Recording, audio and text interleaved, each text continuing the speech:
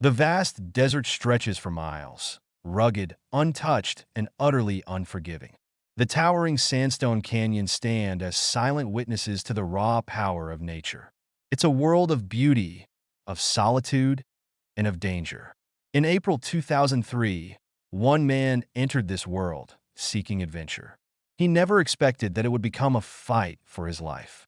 This is 127 Hours, a 2010 survival drama directed by Danny Boyle, based on the incredible true story of Aron Ralston. Starring James Franco in a career-defining performance, the film is a relentless, intimate, and deeply moving portrayal of human endurance. Aron Ralston, a 27-year-old outdoor enthusiast, climber, and thrill-seeker.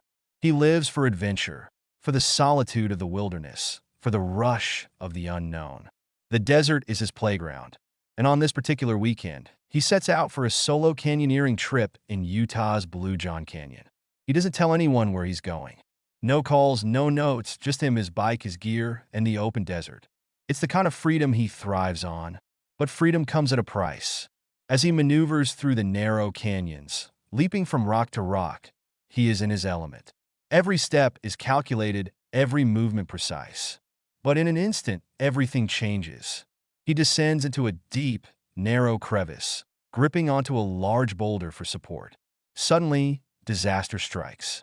The rock shifts. It plummets downward, taking Aron with it. Crash! Dust fills the air.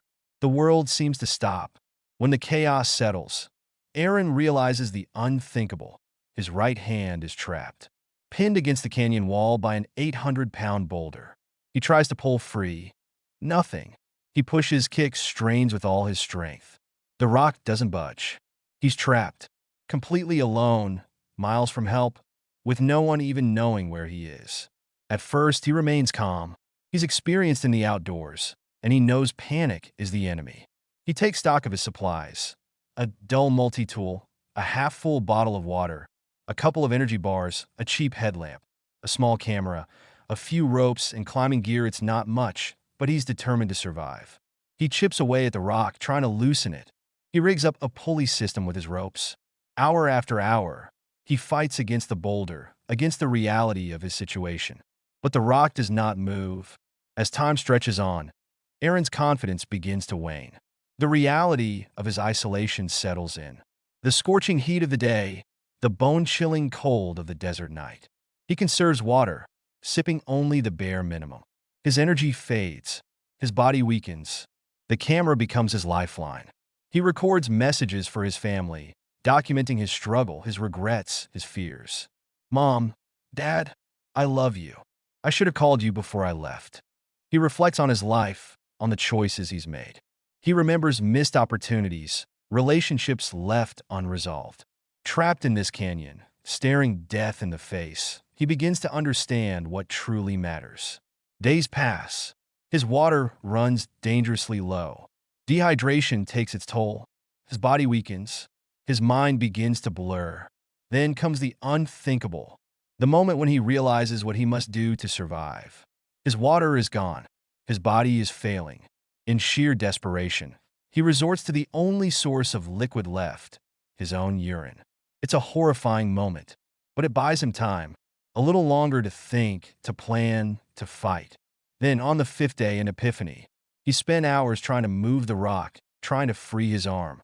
But now he understands he will never move the boulder. The only way out is to leave part of himself behind. He takes out his multi-tool. It's dull, barely sharp enough to cut. He makes the first incision. The pain is indescribable. But pain is life. Pain means he's still here. He severs the skin, the muscle, the tendons, then the bone. The moment he's dreaded. He has no saw, only a dull blade and pure determination. He uses his body weight, bending his trapped arm, breaking the bone himself. A scream echoes through the canyon, a sound of agony, of triumph, of survival. With one final cut, he is free, bleeding, exhausted but alive. He stumbles through the canyon, his body on the verge of collapse. He rappels down a sheer rock face, adrenaline the only thing keeping him moving. Then voices, hikers in the distance. Hope! He calls out with the last of his strength. They see him. Help arrives. Aron Ralston survives. He loses his arm, but he gains something greater, a second chance at life. Today, Aron continues to climb, to explore, to live. His story is not just one of survival, it's one of transformation, of resilience, of the will to endure against impossible odds. 127 Hours isn't just a survival movie, it's a deeply personal journey. Danny Boyle's direction places us right there with Aron, making us feel every moment of fear, pain, and triumph.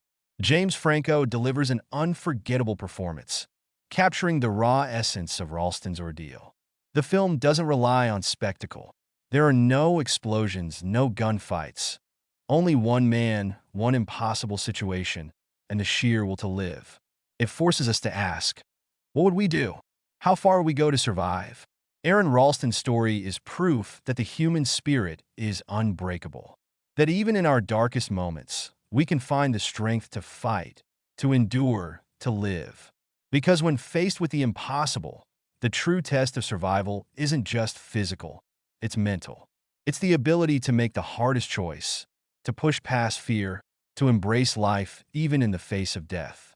127 Hours is more than a film. It's a testament to the power of the human will,